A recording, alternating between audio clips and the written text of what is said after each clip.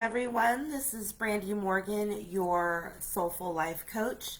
I am here today to share a little bit of information regarding my guided self-care journal titled Soulful Self-Care, A Journey of Healing Through Journaling.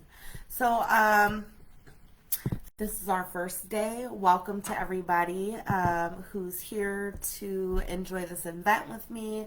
We're going to start off learning just a little bit about what self-care is, and then I'll get right into it. So here is my book, Soulful Self-Care. You guys can find it on Amazon and on Kindle. Okay, let's get right into it, shall we? So, what is self-care? Well, when it comes to self-care, there is no right or wrong way to do it. It is as individualized and unique as you or I. It can be defined in many ways, but the best definition is the one that makes sense to you and your circumstances. I like to associate self-care as a form of advocacy, a way for me to take my own needs into account and take the necessary steps to improve whatever situation I'm facing. Now, according to the Oxford Language Dictionary, their definition of self-care is the practice of taking action to preserve or improve one's own health and the practice of taking an active role in protecting one's own well-being and happiness, in particular during periods of stress. So for the purposes of my journal, I went to go to follow more in line with that first definition. So the practice of taking action to preserve or improve one's own health. And health isn't just physical health, right? It's spiritual health, it's mental health, as well as physical health. We have to make sure that we are really caring for ourselves in many different ways. So now that I've shared with you guys a little bit about what self-care is, we can go into how it adds benefit into our lives. So I created a list of the top 6 benefits of practicing self-care, or what I believe to be the top 6 benefits of practicing self-care.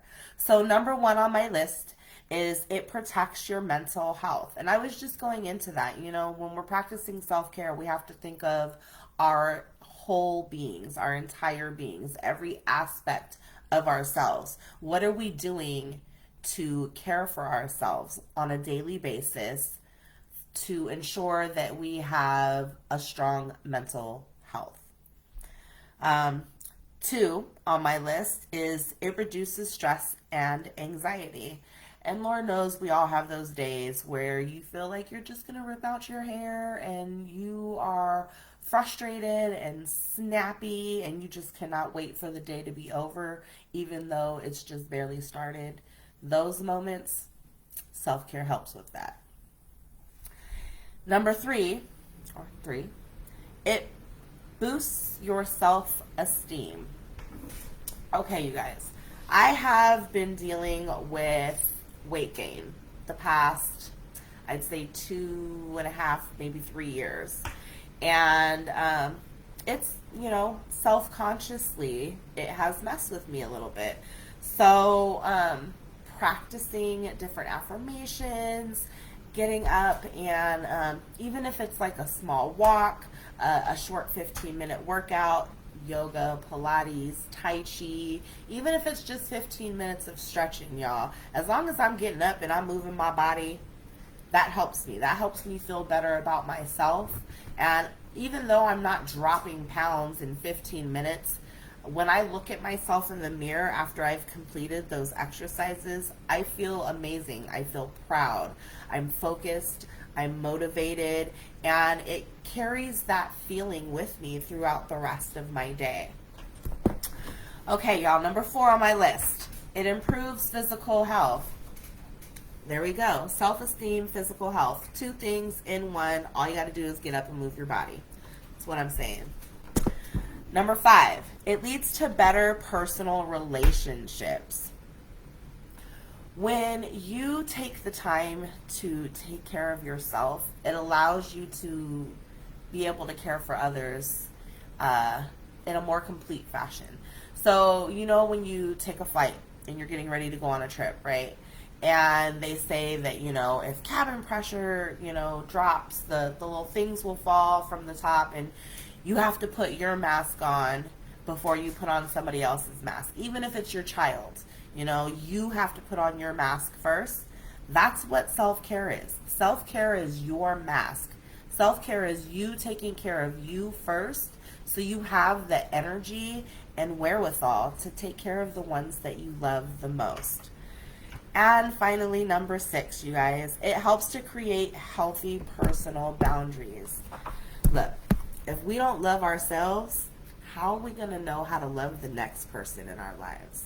We really have to know what it is that we enjoy. What makes you smile? What makes you laugh? What makes you cry?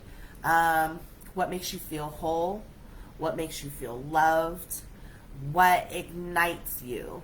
What causes that spark in your life and makes you get up and do something and be productive, or be a part of your community, be a part of something greater than yourself, right? These are all things that we can do on a daily basis for ourselves to ensure that we are reaching that level of life that we desire to lead. Okay, you guys, I don't know how you're feeling. It's got me kind of excited and worked up. I'm looking forward to seeing you guys tomorrow. Feel free to drop me some comments, questions, concerns. I'm here. I'm here to help you guys figure it out, figure out what tools and tips would work best for you and your practice. If you're interested in working with me as a coach, this is something that we can develop as well.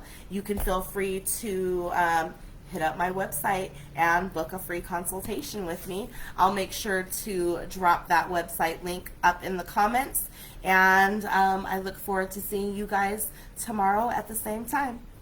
Thanks for being here. Bye.